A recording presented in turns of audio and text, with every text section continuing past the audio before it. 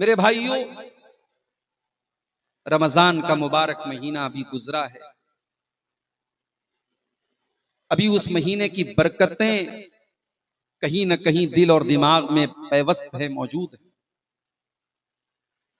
एक महीना हमने इबादतों की जो बरकतें देखी, तरावीह की शक्ल में, रोजों की शक्ल में, एतिकाफ की शक्ल में, ताक़रातों की इबादत की शक्ल में, उन बरकतों का कहीं ना कहीं कुछ न कुछ तो असर हमारे जिंदगियों पर पड़ा होगा। लेकिन हम अलल उमूम जो हालात देखते हैं कि रमजान जैसे ही खत्म होता है, जिंदगी फिर पुराने ढर्रे पर आ जाती है।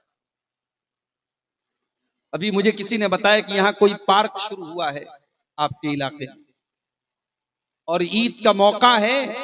मुसलमान लड़के और लड़कियां होलसेल के भाव में वहां मौजूद आपको मिल जाएंगे, और बदतमीजी और बेहयाई की सारी सीमाएं पार की जाए। क्या मतलब है एक महीना इबादत का? एक महीना आप अल्लाह ताला के सामने तौबा करें, इस्तिगफार करें, अल्लाह से गुनाहों की माफी मांगे, ताक़रातों में अल्लाह के सामने इकरार करें, अल्लाहुम्मा इन्नका अफ़ुव्वुन तुहिब्बुल अफ़्व फ़अफ़ु अन्ना, परवरदिगार तू माफ करने वाला है, माफी को पसंद करता है, हमें माफ कर दे।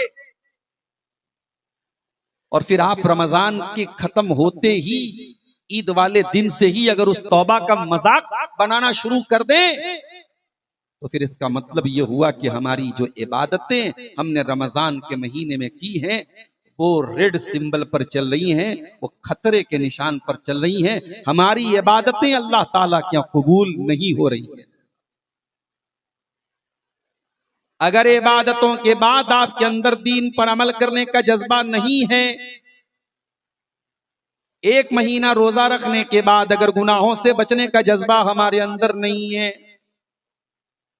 एक महीना तक शैतानों के कैद रहने के बाद, ईद का चांद निकलने के बाद जब ये शैतान कैद से आजाद हुए और हमने एक महीना जो इबादतें की हैं, अगर ये एक महीने का एंटीबायोटिक हमें शैतान के बैक्टीरिया से नहीं बचा पा रहा है, हमें शैतान के वायरस से नहीं बचा पा रहा है, तो हमें गौर करने की जरूरत है कि हमारी इबादतें अल्लाह ताला क्या कबूल हुई है कि नहीं हुई। इसलिए कि इबादत करना ज्यादा इंपॉर्टेंट नहीं है, आपकी इबादत अल्लाह क्या कबूल हुई कि नहीं हुई, ये ज्यादा इंपॉर्टेंट। रूए जमीन पर अल्लाह की इबादत का पहला घर बन रहा है, खाने काबा बन रहा है, बनाने वाला इब्राहिम अलैहिस्सलाम। उनका बेटा इस्माइल अपने बाप का साथ दे रहा है। एक पैगंबर मिस्त्री का काम कर रहा है, एक पैगंबर लेबर का काम कर रहा है, बाप बना रहा है, बेटा ईंटें ला ला के, पत्थर ला ला के दे रहा है। वो डोकाडी की कोई मामूली मस्जिद तो नहीं है, वो झारखंड के किसी गांव की मस्जिद तो नहीं है।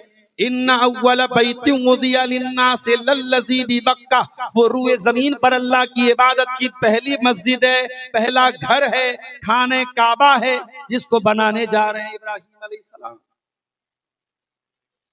हम तो थोड़ी सी नेकी करके खुल करके कुप्पा बन जाते, हम तो थोड़ी सी इबादत करके इबादत के गुरूर में पड़ जाते, साहब हमने तो बड़ी इबादतें कर ली, हमने तो बड़ी नेकी कर ली।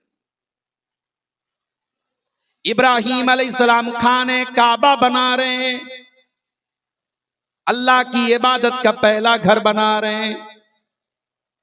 सोचो उनकी जगह हम और आप होते तो क्या होता। हम तो मदरसे में अगर 1 लाख का चंदा दे दें, तो चंदा कराने वाला मौलवी जब तक 5 बार हमारा नाम ले लेके दुआ न कराए, हमें अपना चंदा सही नहीं लगता है। हम तो अपनी नेकियों की पब्लिसिटी करने वाले लोग हैं, हम तो नेकियों का प्रचार करने वाली कौम है, हम तो नेकियों का अनाउंसमेंट करवाने वाले लोग हैं। मेरे भाइयों, इब्राहिम अलैहिस्सलाम खाने काबा बना रहे हैं, और कुरान करीम में अल्लाह ताला नक्शा खींचता है। कुरान का पहला पारा, व इज़ यरफ़उ इब्राहीमुल क़वाइद मिनल बैति व इस्माईल। ओ लोगो याद करो, जब मेरा खलील खाने काबा बना रहा है, मेरा खलील अल्लाह का घर बना रहा है, और खलीलुल्लाह का बेटा ज़बीहुल्लाह भी अपने बाप का साथ दे रहा है, इब्राहिम का बच्चा इस्माईल भी अपने बाप का साथ दे रहा है। दोनों बाप बेटे खाने काबा बना रहे हैं। दोनों की जबान पर कौन सी दुआ है, कौन से कलमात है? कुरान कहता है व इज़ यरफ़उ इब्राहीमुल क़वाइद मिनल बैति व इस्माईल रब्बना तक़ब्बल मिन्ना इन्नका अंतस समीउल अलीम। परवरदिगार, हम बना तो रहे हैं तेरा घर, हम बना तो रहे हैं खाने काबा, हम बना तो रहे हैं रूए जमीन की पहली मस्जिद, मगर अल्लाह हमें इस बात की गारंटी नहीं है, हमें इस बात का यकीन नहीं है कि हमारी ये नेकी तेरी बारगाह में कबूल होगी कि नहीं होगी।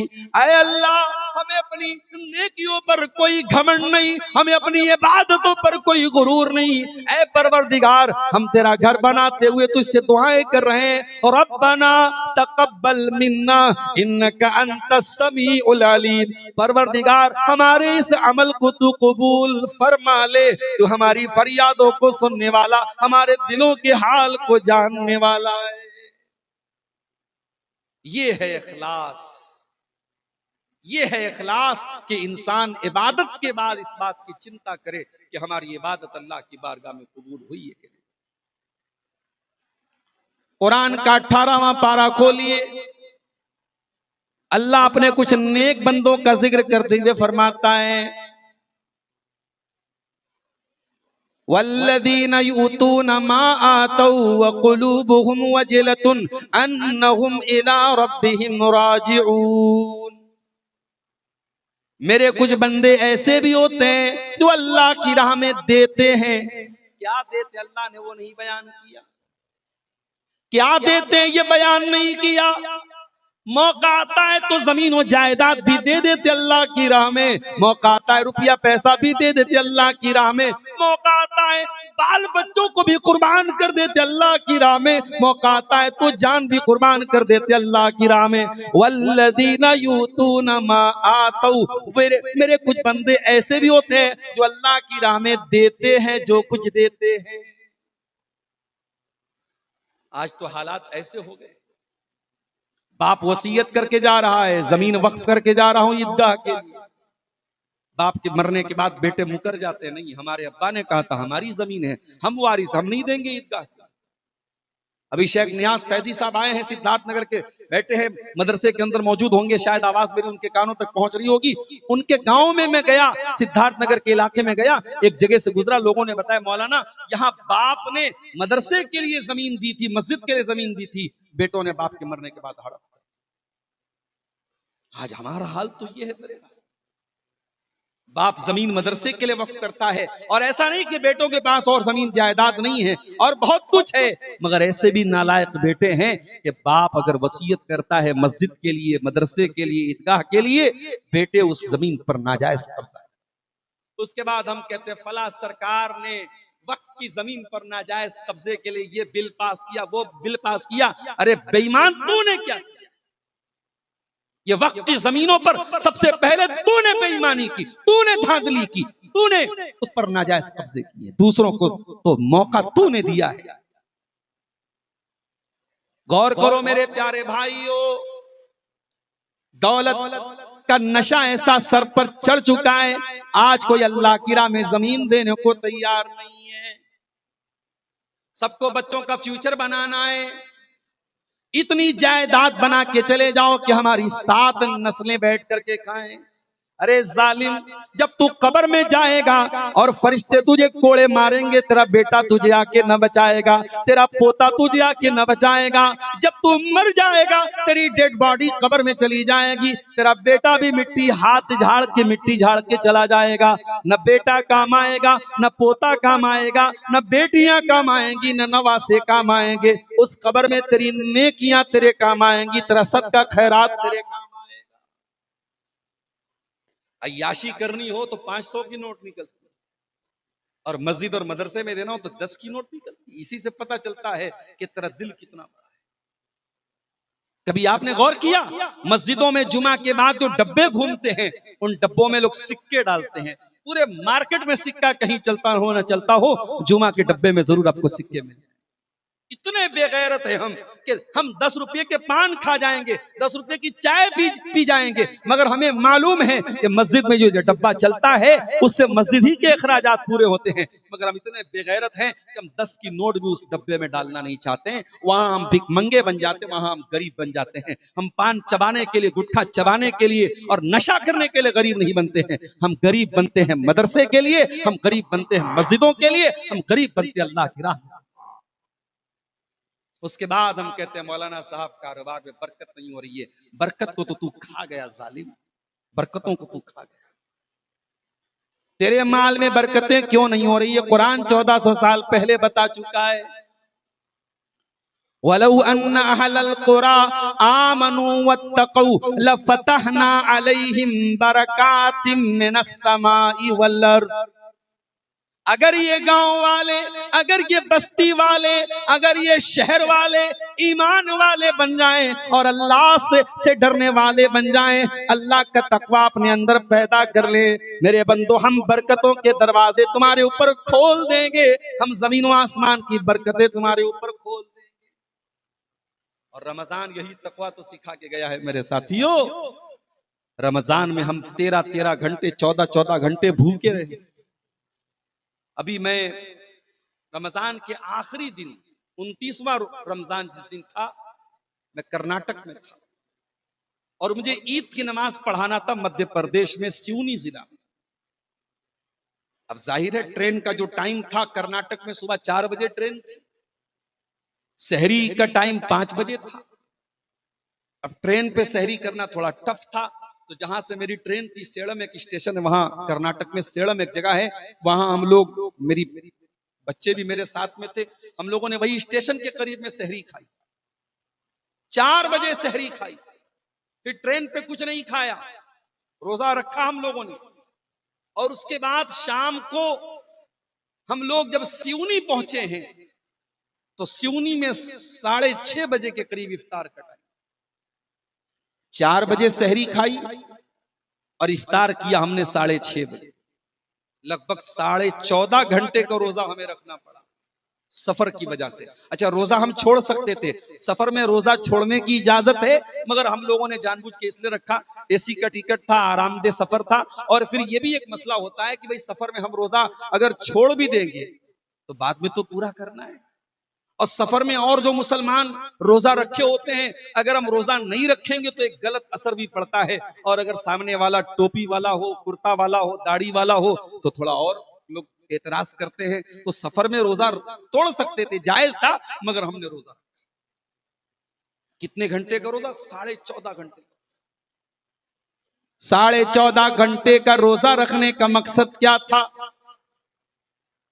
कुरान कहता है मकसद तुम्हें भूखा रखना नहीं था, मकसद तुम्हें प्यासा रखना नहीं था, मकसद तुम्हें भूख से तड़पाना नहीं, प्यास से तड़पाना नहीं था।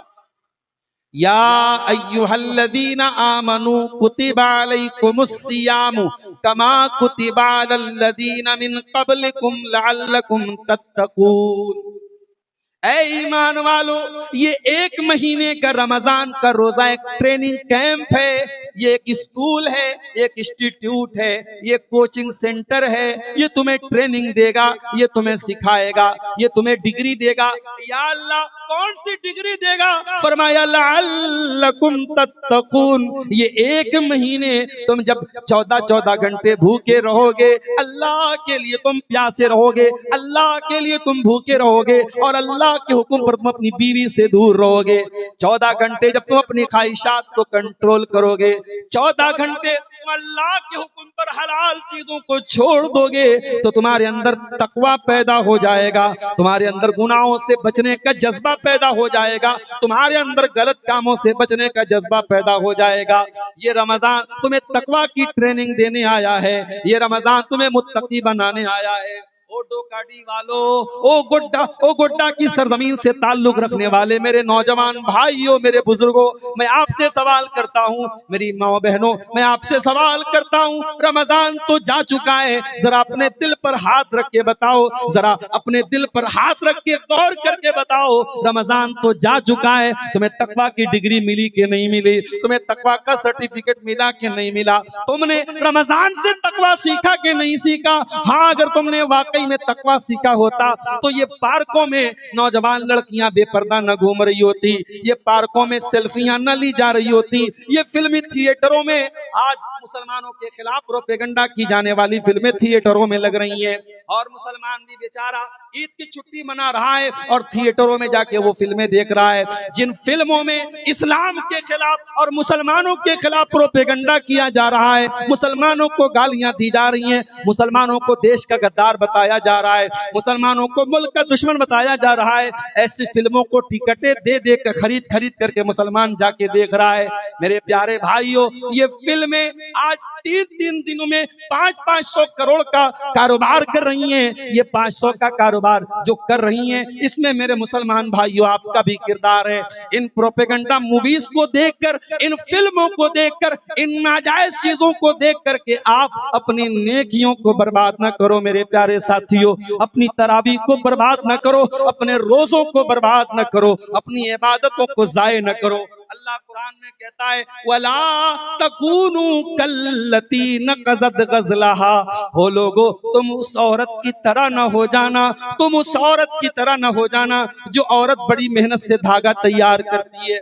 आपके इलाके में अंसारी लोग बहुत सारे होंगे, मैं भी बनारस का रहने वाला हूँ। अंसारी कौम कपड़े का कारोबार किया करती थी किसी जमाने में, और कपड़ा धागे से तैयार हुआ करता था। और धागा कैसे तैयार होता है, ये जुल्हा कौम को कोई और किसी और से सीखने की जरूरत नहीं है, ये अंसारी बिरादरी को किसी और से सीखने की जरूरत नहीं है। हमें मालूम है कपड़े कैसे बनाए जाते हैं, हमें मालूम है धागा कैसे बनाया जाता है। अल्लाह कुरान में कहता है, वला तकूनू कल्लती नक़ज़त गज़लहा, हो लोगो तुम उस औरत की तरह न हो जाना जो बड़ी मेहनत से धागा तैयार करती है, बड़ी मेहनत से धागे को चरखे पे काट करके उस धागे को तैयार करती है, और फिर उसके बाद सुम्मा ला तकूनू कल्लती नक़ज़त गज़लहा मिन बाद क़ुव्वतिन अनकासा, जब धागा तैयार हो जाता है उसको कैंची से काट देती है, धागे को टुकड़े टुकड़े कर देती है। अल्लाह ने फरमाया उस औरत की तरह न हो जाना।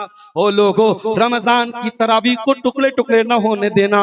ओ लोगो, ताक़रातों में तुमने जाग जाग के जो इबादतें की हैं, ईद की छुट्टियों में अपनी नजरों से ज़िना करके अपनी उन ताक़रात की इबादतों को ज़ाय न कर देना। ओ लोगो, तुमने रमजान में 14-14 घंटे भूखे रह के जो रोजा रखा है, कहीं शराब पी करके अपना रोजा बर्बाद न कर देना। ओ मेरे बुजुर्गो, ओ मेरे नौजवानों, कुरान कह रहा है उस औरत की तरह न हो जाना जो मेहनत करके धागा तैयार करती और फिर धागे को तोड़ करके बर्बाद कर देती है। हम तो इबादतों को बर्बाद कर रहे हैं। कुरान क्या कहता है, वल्लज़ीना यूतूना मा आतौ, मेरे कुछ बंदे ऐसे होते हैं जो अल्लाह की राह में बहुत कुछ कुर्बान करते हैं, बहुत कुछ देते हैं, बहुत कुछ देने के बावजूद वक़ुलूबुहुम वजिलतुन, उनके दिलों में अल्लाह का डर होता है, अन्नहुम इला रब्बिहिम राजिऊन, उनके दिल में ये डर होता है उन्हें अपने परवरदिगार के पास जाना है, उन्हें अपने रब के पास जाना है, अपने अल्लाह के पास जाना है। ये डर उनको सताता रहता है, ये भय उनको सताता रहता है, ये डर उनको लगता रहता है। हजरत आयशा ने पूछा, तिरमिजी और अबू दाऊद की सही रिवायत है। अय अल्लाह के रसूल, ये कौन लोग हैं जो अल्लाह की राह में इतना कुछ खर्च करने के बाद भी डरते रहते हैं कि उनको अल्लाह के पास जाना है? अय अल्लाह के नबी, ये कौन लोग हैं? क्या ये चोरी करने वाले लोग हैं? क्या ये शराब पीने वाले लोग हैं? क्या ये जिना करने वाले लोग हैं? अल्लाह के प्यारे नबी ने फरमाया, ला या बिन्त सिद्दीक, ऐ सिद्दीक की बेटी, ऐ अबू बकर की बेटी, तू गलत सोच रही है। पता लगा कि बीवी का नाम प्यार से बदला भी जा सकता है। आपकी बीवी का नाम कुछ और है, आप प्यार से बाबू बोल दें, प्यार से बेबी बोल दें, प्यार से जान बोल दे, सोना बोल दे, सब चलेगा। जायज है। अम्मा मत बोल देना, अल्लाह के वास्ते अम्मा मत बोल देना, वो गड़बड़ हो जाएगा। कुछ लोग बीवी के हाथ का खाना खाते हैं, कहते बहुत अच्छा खाना, तूने तो बिल्कुल मेरी अम्मा की याद दिला दी। हालांकि ऐसा बोल देने से निकाह नहीं टूट जाएगा, लेकिन माँ जो है वो महरम रिश्ता है, इसलिए बीवी को माँ और बहन के साथ कभी तशबीह मत दिया, गलत है, ये नहीं करना चाहिए ऐसा। तो बीवी को दूसरे नाम से प्यार से नाम बदला भी जा सकता है। अल्लाह के नबी ने हजरत आयशा को यहां क्या कहा? ऐ सिद्दीक की बेटी। पता ये चला कि अबू बकर को सिद्दीक का लक़ब देने वाली अगर कोई हस्ती है तो जनाब मोहम्मद रसूलुल्लाह सल्लल्लाहु अलैहि वसल्लम की हस्ती।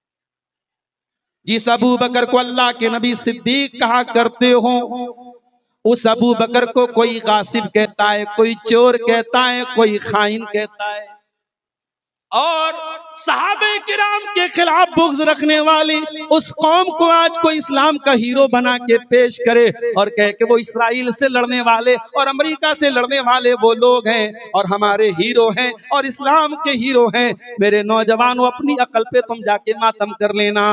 याद रखो, जिस दिल में नबी के सहाबा की मोहब्बत नहीं है, जिस दिल में अबू बकर की मोहब्बत नहीं है, जिस दिल में उमर की मोहब्बत नहीं है, जिस दिल में उस्मान की मोहब्बत नहीं है, जो हजरत आयशा को गालियां दिया करता हो, जो हजरत हफ्सा को गालियां दिया करता हो, जो नबी के सहाबा को गालियां देता हो, उसकी मोहब्बत फिर हमारे दिल में भी पैदा नहीं हो सकती।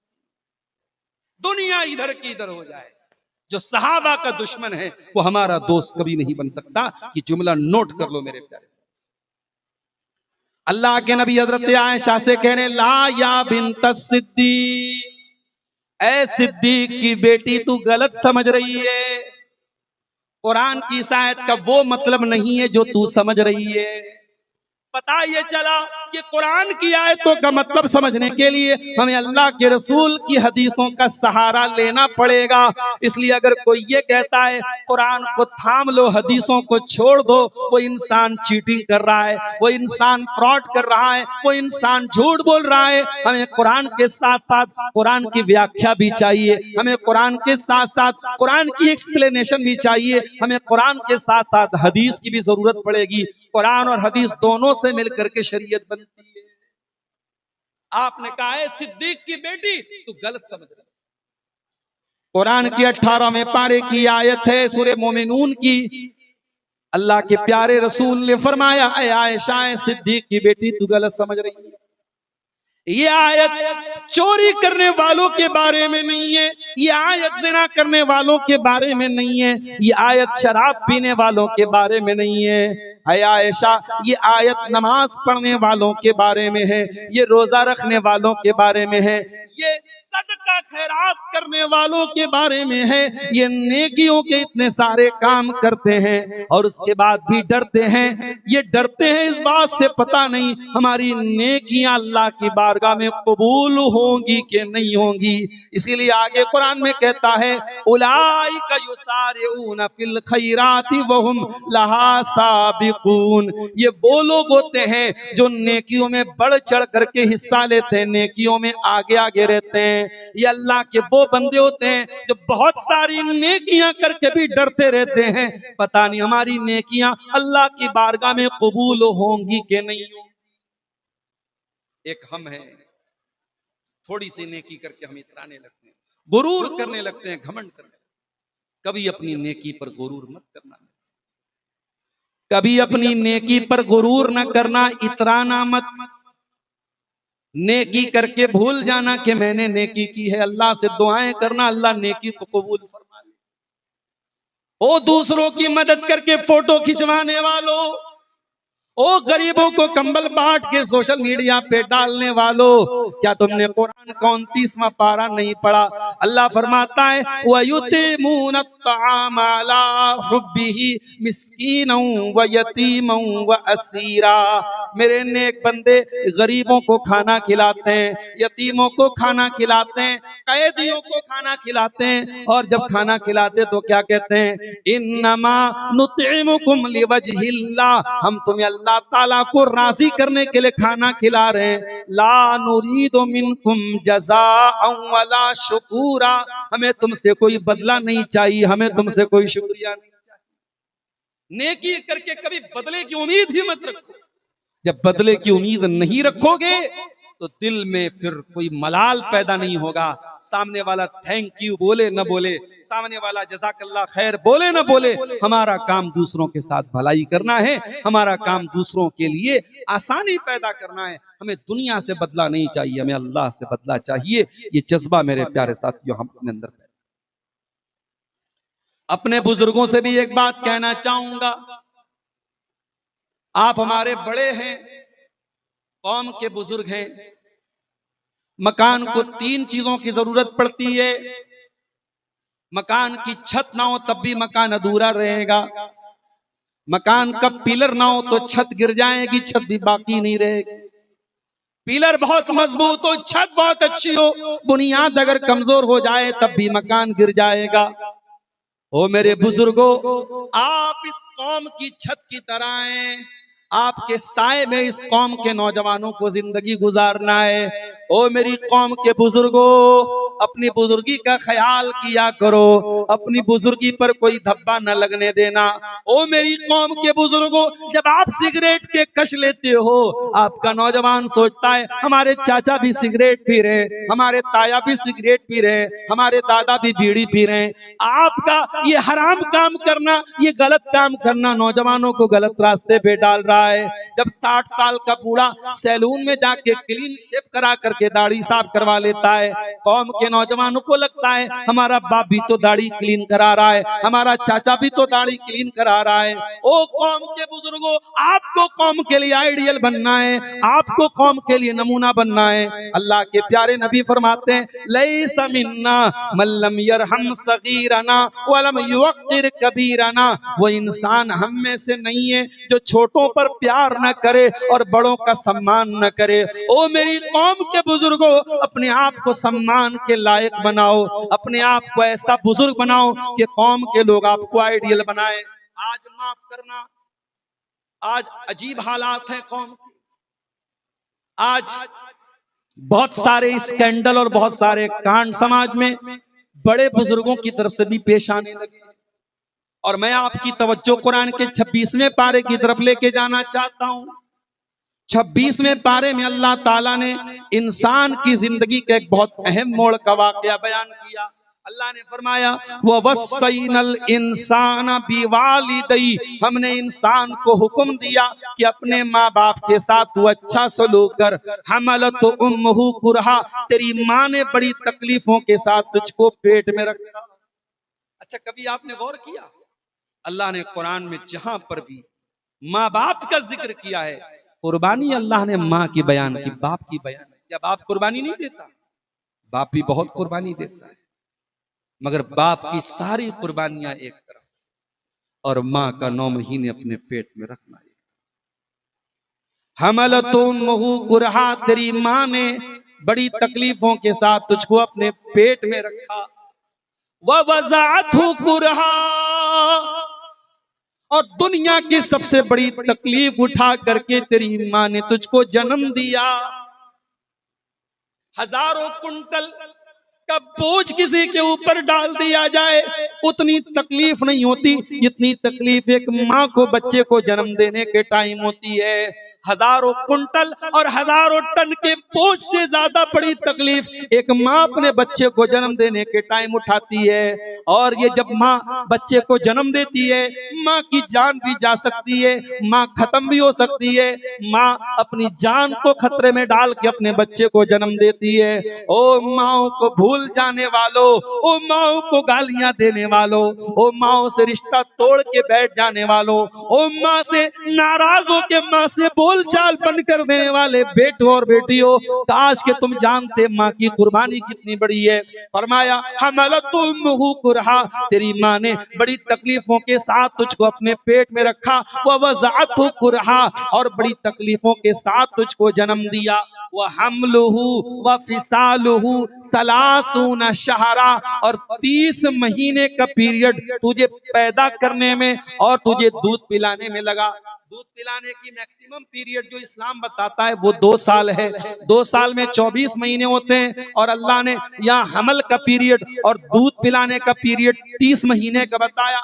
इसका मतलब कि प्रेगनेंसी की मिनिमम मुद्दत 6 महीने की है। अगर 6 महीने का बच्चा पैदा होता है तो इस्लाम की नजर में कोई मसला नहीं है, 6 महीने का बच्चा ठीक है, वो उसी बाप का माना जाएगा जिस बाप के साथ औरत रहती है। फरमाया उस बच्चे के माँ के पेट में रहने का टाइम और बच्चे को दूध पिलाने का टाइम 30 महीने का है। हत्ता इज़ा बलगा अशुद्धहु, वो बच्चा कमजोर पैदा हुआ था, फिर जवान हो गया। हत्ता इज़ा बलगा अशुद्धहु, ताकतवर बन गया। वह बलगा 40 सनतन, और 40 साल का हो गया। 40 साल इंसान की जिंदगी का बहुत अहम मोड़ है मेरे प्यारे साथियों। इस उम्मत की एवरेज उम्र जो अल्लाह के नबी ने बताई है 60 से 70 साल इस उम्मत की एवरेज उम्र है। उस लिहाज से देखो तो जब इंसान 40 साल का होता है तो अब यहां से जिंदगी ढलान पे आ चुकी है। अब जिंदगी का 2/3 हिस्सा गुजर चुका है, अब 1/3 हिस्सा बाकी है। अब जिंदगी की शाम हो चुकी है, अब सूरज डूबने वाला है। अल्लाह ने फरमाया हत्ता इज़ा बलगा अशुद्धहु, जब इंसान ताकत की उम्र को पहुंच जाए, वह बलगा 40 सनतन, और 40 साल का हो जाए। काला, तो इंसान को ये दुआ पढ़नी चाहिए, रब्बी औज़िनी अन अशकुरा नेमतकल्लती अनअमता अलैया। ऐ अल्लाह, मैं 40 साल का हो चुका, मैं बाप भी बन चुका, मैं शौहर भी बन चुका, मैं पैसा भी कमा चुका। ऐ अल्लाह, मैं जिंदगी के उस मोड़ पे पहुंच चुका हूँ, जो हासिल करना था वो हासिल कर चुका, जो पाना था वो पा चुका। ऐ अल्लाह, तू मुझे तौफीक दे कि अब मैं तेरी नेमतों का शुक्रिया अदा करूं, जो नेमतें तूने मुझको दी, वह अला वालिदैया, और मेरे माँ बाप। देखो 40 साल का होने के बाद माँ बाप की याद ऑटोमेटिक आ जाए, क्योंकि जो 40 साल का हो गया है वो खुद बाप बन चुका होगा, वो औरत माँ बन चुकी होगी। 40 साल की उम्र में आमतौर से लोग माँ बन चुकी हैं, बाप बन चुके हैं। तो माँ क्या होती है, बाप क्या होते हैं, उनकी कुर्बानी क्या होती है, अब इंसान को सब समझ। अल्लाह कितनी प्यारी दुआ सिखा रहा है। जितने लोग 40 साल के ऊपर के हैं वो ये दुआ याद कर लें, और अगर ये YouTube पर भी जाएगी, तकरीरें रिकॉर्ड हो रही हैं, बाद में वीडियो में से सुन लेना, और फिर भी ना समझ में आए तो कुरान का 26वां पारा खोल लेना। सूरह अहकाफ में बिल्कुल शुरू में 26वें पारे में ये दुआ आपको मिल जाएगी। रब्बी औज़िनी, ऐ अल्लाह, ऐ मेरे परवरदिगार, तू मुझे तौफीक दे अन अशकुरा नेमतकल्लती अनअमता अलैया, कि मैं तेरी नेमतों का शुक्रिया अदा करूं, जो नेमतें तूने मुझको दी हैं, व अला वालिदैया, और जो नेमतें तूने मेरे माँ बाप को दी हैं, व अन अमला सालिहन तर्दा, और ऐ अल्लाह, तू मुझे तौफीक दे कि मैं ऐसा नेक अमल करूं जिससे तू राजी हो जाए। सिर्फ नेक अमल नहीं, ऐसा नेक अमल जिससे तू राजी हो। पता ये चला कि सिर्फ नेकी करने से काम नहीं चलेगा। नेकी करो तो उस तरीके की नेकी करो जो नेकी अल्लाह ताला को पसंद है। रोजा रखो तो उस तरीके पर रखो जो तरीका नबी ने सिखाया। हम ईद की नमाज पढ़ के आए, हमने अल्लाहु अकबर कह करके हाथ बांधा, हमने दुआएं सना पढ़ी, उसके बाद इमाम ने कहा अल्लाहु अकबर अल्लाहु अकबर अल्लाहु अकबर। पहली रकात में इमाम साहब ने 7 मरतबा जायद तकबीर कही, दूसरी रकात में इमाम साहब ने 5 मरतबा जायद तकबीर कही। इमाम साहब ये नया तरीका कहाँ से ले आए आप? जनाजे में तो आपने 12 तकबीरें नहीं पढ़ी, आम नमाजों में तो आपने 12 तकबीरें नहीं पढ़ी, आपने ईद की नमाज में 12 तकबीरें क्यों पढ़ी? इमाम साहब जवाब देंगे ये रसूल का तरीका था। हम ईद की नमाज पढ़ के आए, हमने रसूल के तरीके पर ईद की नमाज पढ़ी। हम ईदगाह में पहुंचे, 7 बजे ईद की नमाज का टाइम था, हम 6 बजे ईदगाह में पहुंच गए। 1 घंटे का टाइम था। मस्जिद में जुमा के दिन पहुंच जाते थे, 2-2 रकात करके नमाज पढ़ते थे। हम ईदगाह में पहुंचे, 1 घंटे का टाइम था, हम आगे बढ़े, नमाज पढ़ने जाने लगे। मौलवी साहब ने हाथ पकड़ा, क्या कर रहा है? मौलवी साहब टाइम बहुत है, 1 घंटे का टाइम है, नमाज पढ़ने जा रहा हूँ। मौलवी साहब कहते हैं नहीं भाई, ईद की नमाज के पहले कोई नमाज नहीं है, ईद की नमाज के बाद कोई नमाज नहीं है। मौलवी साहब मैं नमाज ही तो पढ़ने जा रहा हूँ, शराब तो पीने नहीं जा रहा हूँ, ज़िना तो करने नहीं जा रहा हूँ, हराम काम तो करने नहीं जा रहा हूँ। मौलवी साहब आपको बताएंगे नहीं मेरे भाई, नमाज बहुत अच्छा अमल है, मगर यहाँ जो तू नमाज पढ़ने जा रहा है, ईदगाह के अंदर कोई और नमाज पढ़ने का सबूत इस मौके पर नहीं है। ईद के दिन ईद की नमाज के अलावा कोई नमाज नहीं पढ़ी जाएगी। इसका मतलब ये हुआ कि अमल वही चलेगा जिस अमल के ऊपर अल्लाह और उसके रसूल की मुहर होगी। आप अपनी मर्जी से अमल नहीं कर सकते। शव्वाल के 6 रोजे अल्लाह के नबी ने फरमाया जो रमजान का रोजा रखता है और शव्वाल का 6 रोजा रखता है, उसको जिंदगी भर रोजा रखने का सवाब मिलता है। ये 6 रोजे कब रखेंगे हम? ये ईद के नेक्स्ट डे से हम रख सकते हैं। जैसे कल ईद थी तो आज से हम ये रोजा रख सकते थे, और आज नहीं रख पाए तो कोई मसला नहीं, हम पूरे शव्वाल में कभी भी रख सकते हैं। ईद के दिन हम नहीं रखेंगे। एक आदमी आता है, अब्दुल गफ्फार साहब आपने तकरीर में बोला डोकाडी में ईद के दिन रोजा नहीं रखना है, ऐसा क्यों बोला आपने? रोजा तो बहुत अच्छी इबादत है, हमें रोजा रखने से क्यों मना कर रहे हैं आप? मेरे भाई रोजा बहुत अच्छी इबादत है, मगर ईद के दिन रोजा रखने से अल्लाह के नबी ने मना किया है। आपने फरमाया अय्याम अक्लिन व शुर्बिन, ईद का दिन खाने का दिन है, पीने का दिन है, ईद के दिन आप रोजा नहीं रख सकते। पता ये चला कि इबादत वो नहीं है जिसे अब्दुल गफ्फार साहब इबादत कहे, इबादत वो नहीं है जिसे शेख कौसर फैजी साहब इबादत कहे, इबादत वो नहीं है जिसे शेख मिराज रब्बानी साहब इबादत कहे, इबादत वो है जिसे रब का कुरान इबादत कहे और जिसे जनाब मोहम्मद रसूलुल्लाह की हदीसें इबादत कहें। इसीलिए जब इंसान 40 साल का हो गया है, अल्लाह से क्या दुआ कर रहा है? व अन आमला सालिहन तर्दा, ऐ अल्लाह तू मुझे ऐसा नेक अमल करने की तौफीक दे जिस नेक अमल से तू राजी होता है। व अस्लिह ली फी ज़ुर्रियती, और ऐ अल्लाह तो मेरी औलाद की इस्लाह कर दे, मेरी औलाद को सुधार दे, मेरी औलाद को सही कर दे। कितने लोगों को ये दुआ याद? औलाद के कैरियर की चिंता सबको, औलाद पढ़ लिख करके काबिल बन जाए, माँ बाप का सहारा बन जाए, बच्चों का भविष्य अच्छा बन जाए, इस बात की चिंता तो सबको है, मगर औलाद दीनदार बन जाए इसकी चिंता कितने लोगों को है मेरे साथ। ईद का दिन जब आ गया, मस्जिद में आप ईद के दिन जोहर की नमाज में आए, गांव के ज्यादातर लोग ईद के दिन सो रहे थे, आप मस्जिद में आए, आप जोहर की नमाज में मस्जिद में आए, आपने देखा आपका बेटा पहली सफ में बैठा हुआ है, आपका दिल बाग बाग हो गया, अय अल्लाह बड़ा प्यारा बच्चा तूने मुझको दे दिया है, अय अल्लाह और बच्चे तो ईद के दिन खेल रहे हैं, कूद रहे हैं, घूम रहे हैं, फिर रहे हैं, मेरा बच्चा ईद के दिन भी फजर की नमाज पढ़ने आ रहा है।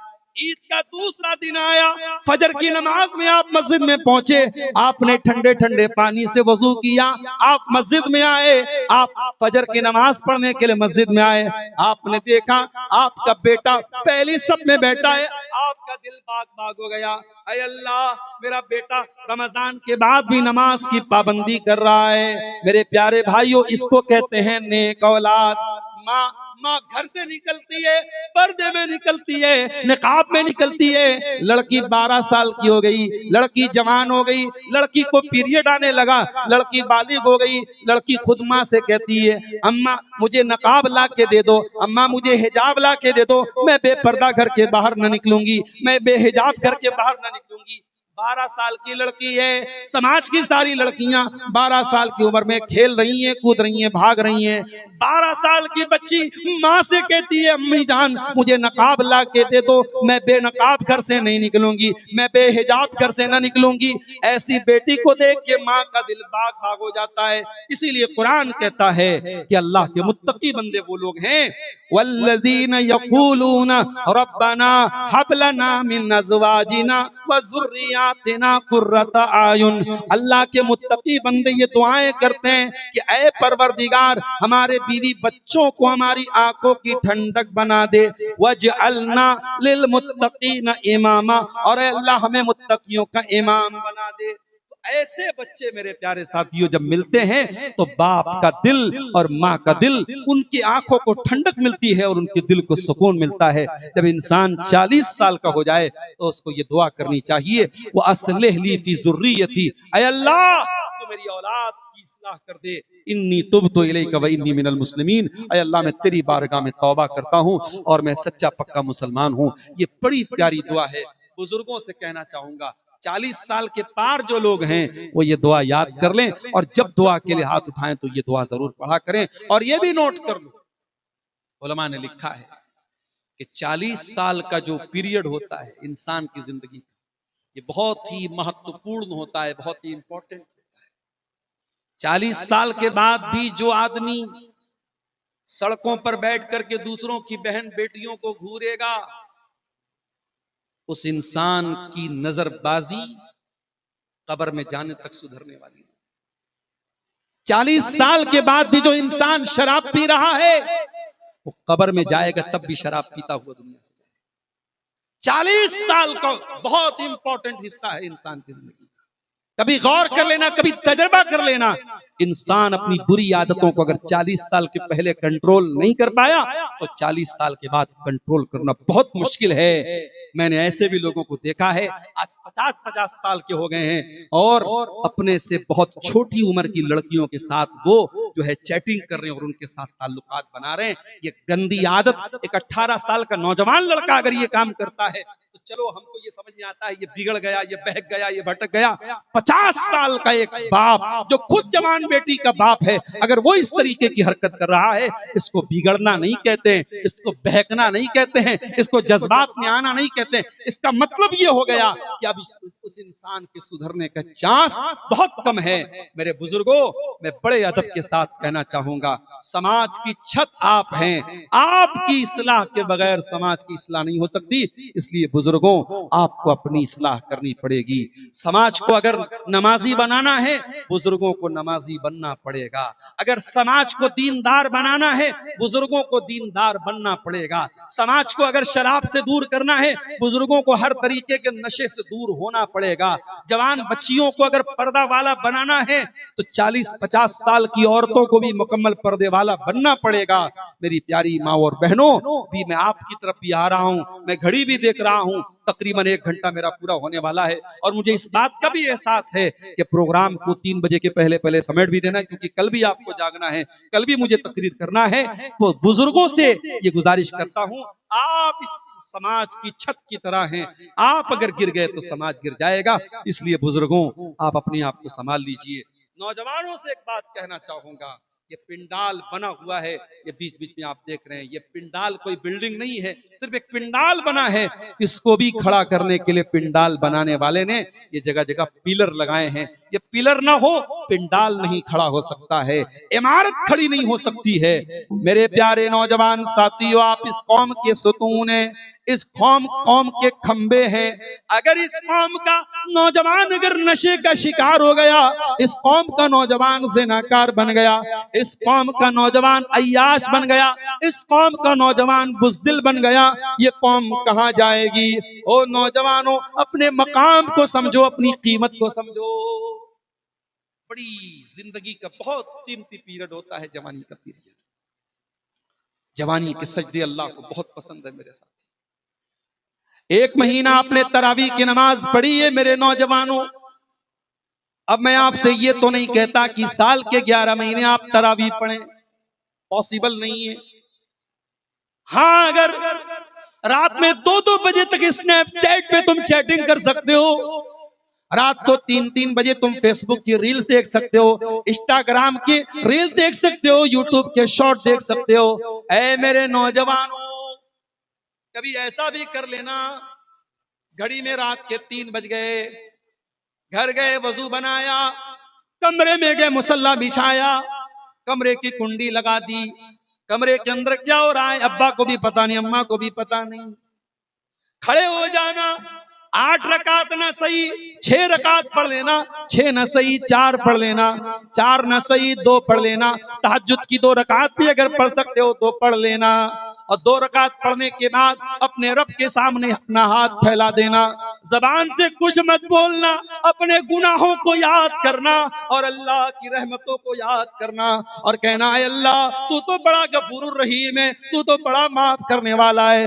ऐ अल्लाह मेरी जिंदगी बड़ी खताओं में गुजरी, बड़े गुनाहों में गुजरी। ऐ अल्लाह ये रात का सन्नाटा है, मैं कमरे में अपने बंद कमरे में तेरी बारगाह में मुसल्ला बिछा के बैठा हूँ। ऐ अल्लाह मेरी माँ को भी नहीं पता, मेरे बाप को भी नहीं पता। ऐ अल्लाह तू तो दिल की धड़कनों को भी जानता है, तुझको तो सब पता है। ऐ अल्लाह सारी दुनिया बिस्तरों पर आराम कर रही है, तेरा बंदा तेरी बारगाह में तहज्जुद पढ़ रहा है, तेरी बंदा तेरी बारगाह में आंसू बहा रहा है। ऐ अल्लाह अपने बंदे को माफ कर दे, अपने बंदे की तौबा कबूल कर ले। कभी हो सके मेरे नौजवानों तो ऐसे चंद कतरे अपनी आंखों से बहा देना, ऐसे चंद आंसू अपनी आंखों से बहा देना। वल्लाह अगर ये आंसू अल्लाह को पसंद आ गए, हमारी जिंदगी भर के पाप माफ हो जाएंगे। ये आंसू अल्लाह को बहुत पसंद है। अल्लाह के नबी ने फरमाया 2 कतरों से ज्यादा अल्लाह को कोई कतरा पसंद नहीं है। कतरतु दुमूइन मिन खश्यतिल्लाह, एक आंसू का कतरा जो अल्लाह के खौफ से बहता है, वह कतरतु दमिन तोहराकु फी सबीलिल्लाह, और एक खून का कतरा जो अल्लाह की राह में गिरता है। मेरे प्यारे साथियों, आप नौजवान हैं, आपकी इबादत आपकी तहज्जुद अल्लाह को बहुत पसंद है। आज दोकाडी की मस्जिद में फजर की नमाज में जब जाना तो देखना कि आपको किसकी तादाद ज्यादा नजर आती है। कोई बेचारा 50 साल का बुजुर्ग है, वो जो बेचारा झुक करके चल रहा है, कोई लाठी लेके आ रहा है। अरे ये 20 साल वाले जवान कहाँ गए, ये 25 साल वाले जवान कहाँ गए, ये कहाँ मर गए मेरी कौम के जवान। मेरे नौजवानों, ये फजर की नमाज बूढ़ों के लिए तो नहीं बनी है, ये आपके लिए भी बनी है। अल्लाह के नबी फरमाते हैं वशाबुन नशा फी इबादतिल्लाह, क़यामत के दिन वो नौजवान जिसकी जवानी अल्लाह की इबादत में गुजरी होगी, वो नौजवान अल्लाह के अर्श का साया पाएगा। मेरे नौजवानों, अपनी जवानी को बर्बाद न करो। ये लड़कियों के चक्कर में पड़ के आज तो अपनी जवानी को बर्बाद करोगे, कल रोना पड़ेगा। ये नशे के चक्कर में अपनी जवानी को बर्बाद करोगे, कल रोना पड़ेगा। ये ड्रग्स के चक्कर में अपनी जवानी को बर्बाद करोगे, कल रोना पड़ेगा। आज कहते हो 4 दिन की जवानी है, मौज मस्ती कर ले, कल जवानी ढलेगी। जब जवानी ढलेगी तो पछताएगा, ये जवानी जब जाएगी तो पछताना पड़ेगा। इसलिए मेरे प्यारे साथियों, आप इस कौम के सतून हैं, इस कौम के पिलर हैं, अपनी जवानी की हिफाजत करो। और तकरीर के आखिरी पॉइंट की तरफ आता हूं। कौम की छत हमारे बुजुर्ग हैं और कौम के पिलर हमारे नौजवान हैं, और कौम की बेसमेंट कौन है, कौम की फाउंडेशन कौन है, कौम की जमीन की बुनियाद कौन है? मेरी माओ और बहनों, आप हैं। आप इस कौम की बुनियाद हैं। नेपोलियन बोनापार्ट ने कहा था, मुझे अच्छी माएँ दो, मुझे तालीम याफ्ता एजुकेटेड माएँ दो, मैं तुम्हें एजुकेटेड नस्ल दूंगा, तुम्हें पढ़ी लिखी नस्ल दूंगा, तुम्हें पढ़ी लिखी जनरेशन दूंगा। माओ पर डिपेंड करता है कौमों का मुस्तकबिल। अरबी का एक शायर कहता है, अल उम्मु मदरसतुन इज़ा आदतहा आदत शैबन तय्यबल आराकी। माँ अपने आप में एक मदरसा होती है, माँ अपने आप में एक स्कूल होती है। अगर आपने कौम को अच्छी माँ दे दी तो आपने कौम को एक अच्छी नस्ल दे दी। आज झारखंड के इस इलाके में, गोड्डा और साहेबगंज के इस इलाके में बहुत सारे बनात के इदारे हैं। मैं पूछना चाहता हूं, बनात के ये इदारे क्यों खोले गए? ये इसलिए खोले गए कि आपकी बच्चियां इन इदारों से आलिमियत और फजीलत करें, और जब किसी के घर शादी करके जाएं, एक अच्छी मां का किरदार अदा करें। माफ करना, अगर किसी आलिमा लड़की के बारे में, किसी मदरसे की पढ़ी लड़की के बारे में अगर हम ये सुने कि वो मेकअप करके सज सवर के बेपर्दा घर से बाहर निकलती है, तो हमें ज्यादा अफसोस होता है। हमें कॉलेज की पढ़ी लिखी लड़की के ये हरकतें करने पर उतना अफसोस नहीं होता है। अगर मदरसों से पढ़ लिख करके भी यही काम करना है, तो क्यों हम ज़कात खैरात से ये मदरसे क्यों चला रहे हैं मेरे भाई? इसलिए मेरी बहनों, अल्लाह के वास्ते अपने किरदार को पहचान। इस कौम को दीनदार माओं की बहुत जरूरत है, और जब दीनदार माएं इस कौम को मिलेंगी तब इस कौम को अच्छे बच्चे मिलेंगे। मैं मिसाल देना चाहता हूं हजरत हाजरा। आपने नाम सुना होगा हजरत हाजरा किसकी बीवी हैं? इब्राहिम अलैहिस्सलाम की बीवी है। किसकी माँ है? इस्माइल अलैहिस्सलाम की माँ है। इब्राहिम अपनी बीवी हाजरा को कहां छोड़ के गए थे? मक्का में छोड़ के गए। कौन सा मक्का? जहां क्लॉक टावर है? नहीं। कौन सा मक्का? जहां बड़े बड़े 5 स्टार होटल है? नहीं।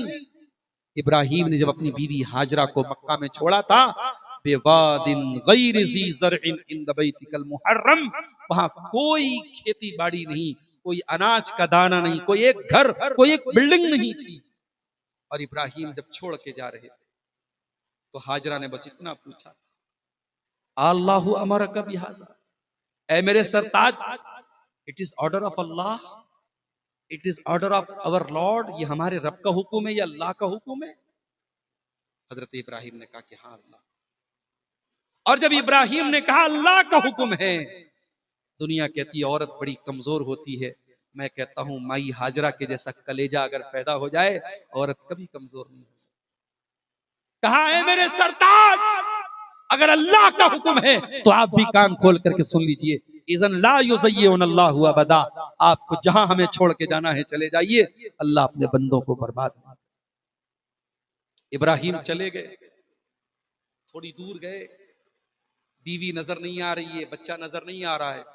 अल्लाह की बारगाह में हाथ उठाते कहते, रब्बना इन्नी अस्कन्तु मिन ज़ुर्रियती बिवादिन गैरि ज़ी ज़रइन इंद बैतिकल मुहर्रम रब्बना लियुक़ीमुस्सलाह। ऐ अल्लाह, अपने बीवी बच्चों को इस बेआब हो गया सरजमीन में छोड़ के जा रहा हूं। ऐ अल्लाह, मेरी नस्ल की हिफाजत करना। ऐ अल्लाह, मेरी आने वाली नस्लों को यहाँ नमाज कायम करने की तौफीक दे देना।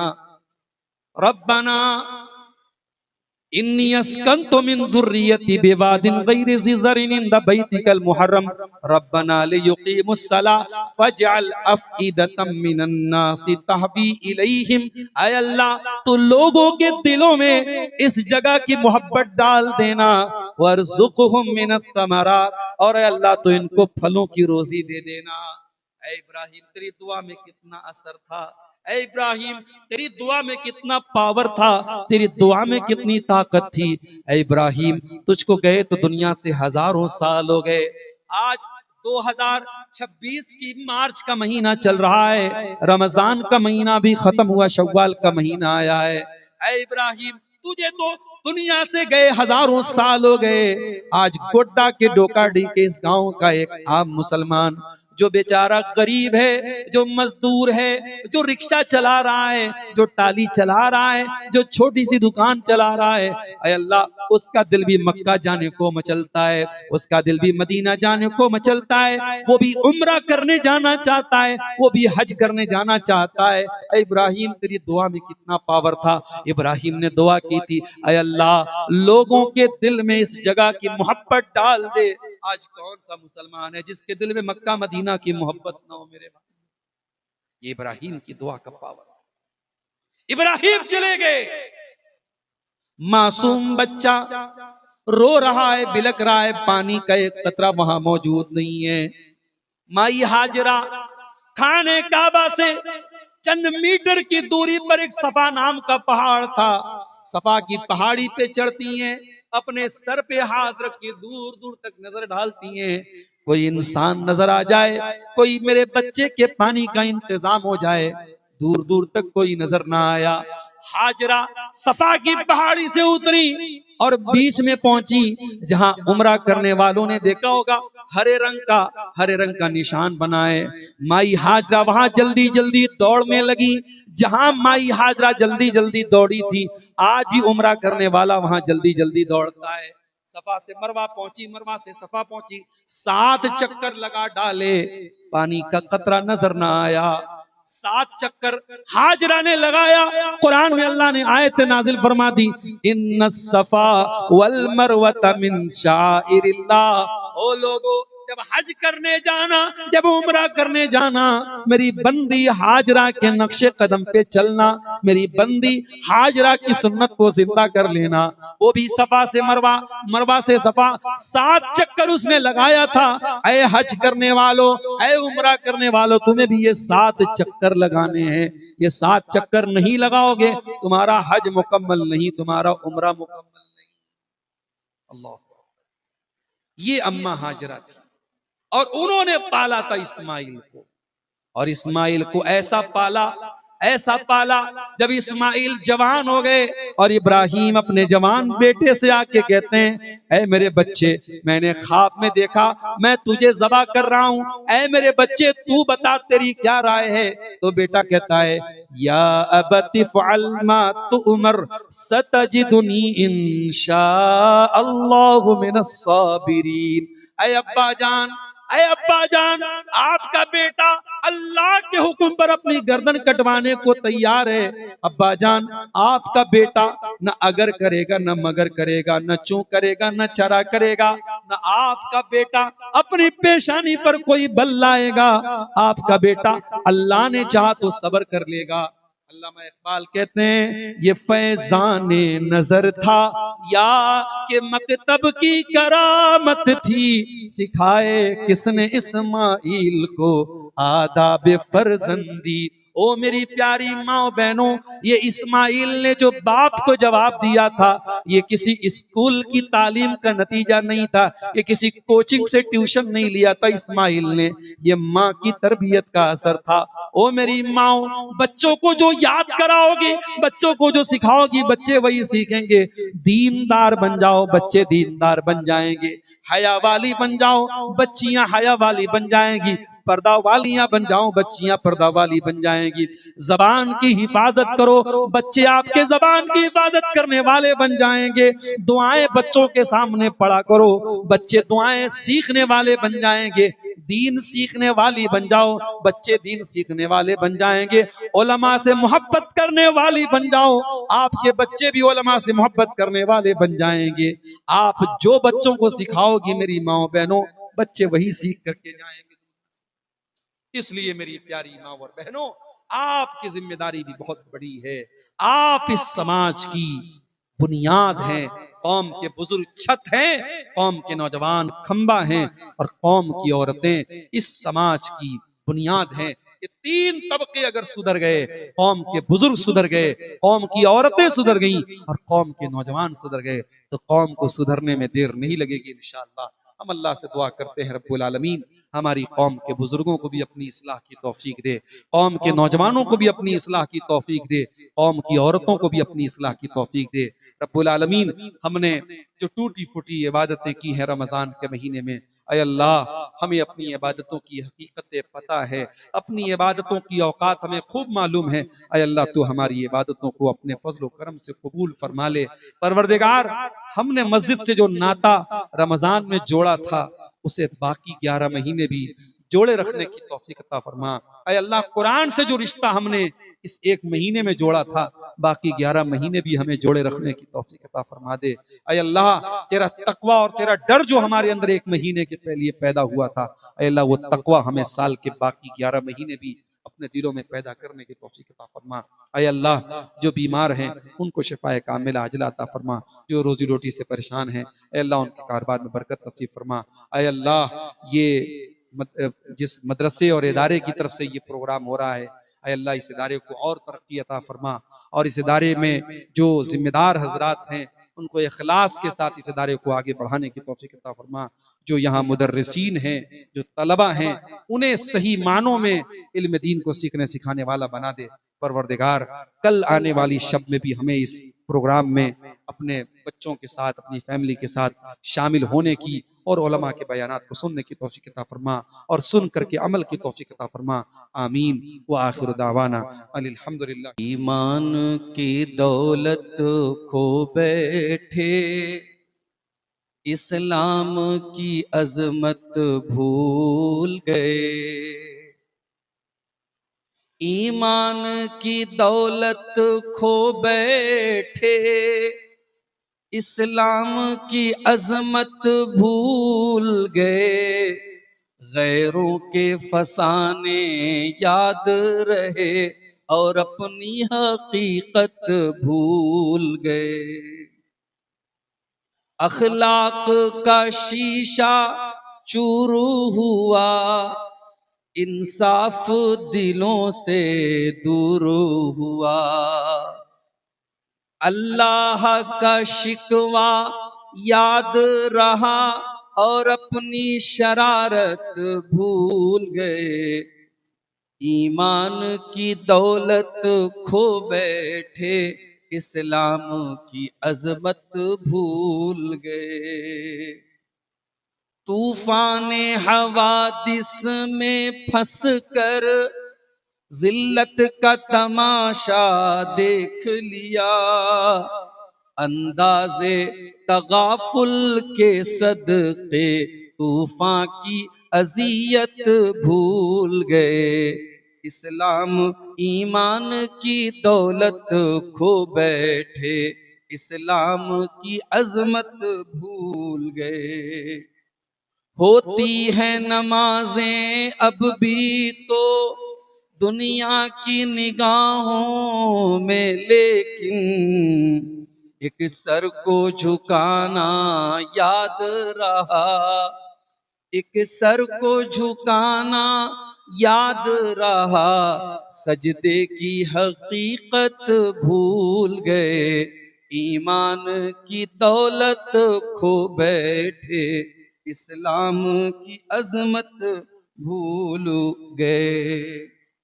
मैदाने अमल से दूर हुए, दौलत के नशे में चूर हुए। कुछ रंगे तबीयत क्या बदला, इंसान की फितरत भूल गए। इस आलम हस्ती में असलम क्या जानिए क्या क्या होता है। क्या कहिए क्या क्या याद नहीं, हम किसकी हकीकत भूल गए। ईमान की दौलत खो बैठे, इस्लाम की अजमत भूल गए।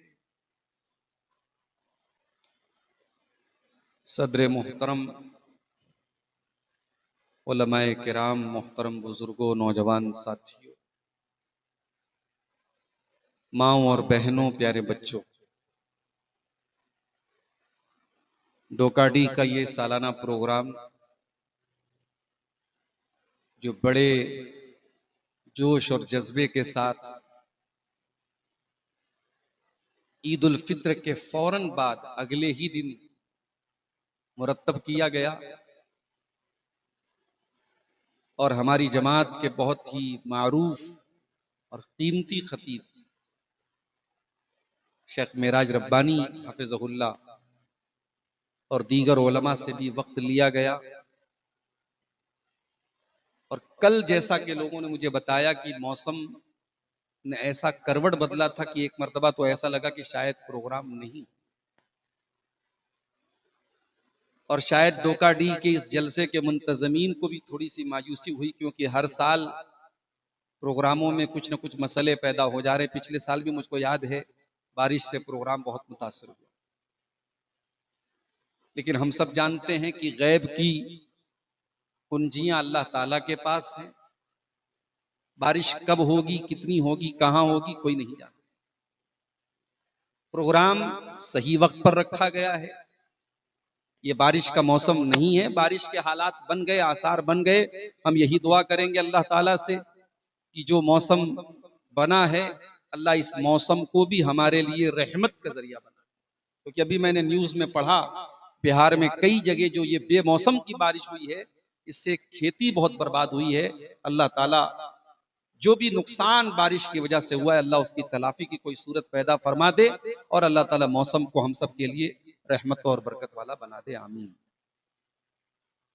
मेरे भाइयों, 2 दिन का प्रोग्राम हो और उसमें मौसम भी थोड़ा ठंडा हो जाए तो जाहिर है कि प्रोग्राम पर असर पड़ता है। इस प्रोग्राम में सामीन की जो मौजूदगी होनी चाहिए वो शायद शुरू में थी, लेकिन मौसम की ठंडक की वजह से लोग निकलते चले गए।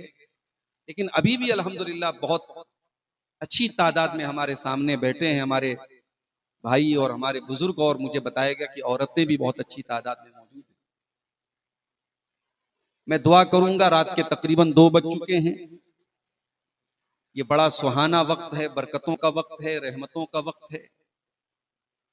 इस मुबारक वक्त में हम और आप यहाँ अल्लाह के दीन की बातों को सुनने के लिए बैठे हैं। अल्लाह हमारा बैठना कबूल फरमा ले, हमारा कहना सुनना कबूल फरमा ले, और जो बातें कही जाएं कहने वाले को, सुनने वालों को, सबको रब्बुल आलमीन उन पर अमल की भी तौफीक अता फरमाए। आमीन।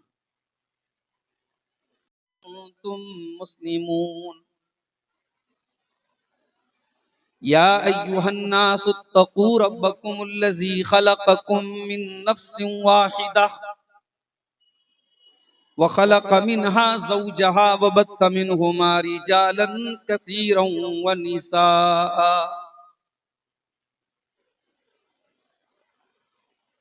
वत्तकुल्लाहल्लज़ी तसाअलून बिही वल अरहाम इन्नल्लाहा काना अलैकुम रक़ीबा या अय्युहल्लज़ीना आमनुत्तकुल्लाहा व क़ूलू क़ौलन सदीदा युस्लिह लकुम अअमालकुम व यग़फिर लकुम ज़ुनूबकुम व मन युतिइल्लाह व रसूलहू फ़क़द फ़ाज़ फ़ौज़न अज़ीमा। अम्मा बअद फ़इन्न खैरल हदीथ किताबुल्लाह व खैरल हदी हदी मुहम्मदिन सल्लल्लाहु अलैहि वसल्लम व शर्रल उमूरि मुहदतातुहा व कुल्ल मुहदततिन बिदअह व कुल्ल बिदअतिन दलालह व कुल्ल दलालतिन फिन्नार।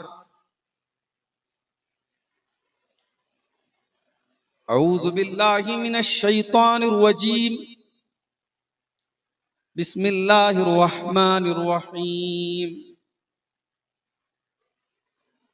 मा यफ़अलुल्लाहु बिअज़ाबिकुम इन शकरतुम व आमनतुम व कानल्लाहु शाकिरन अलीमा।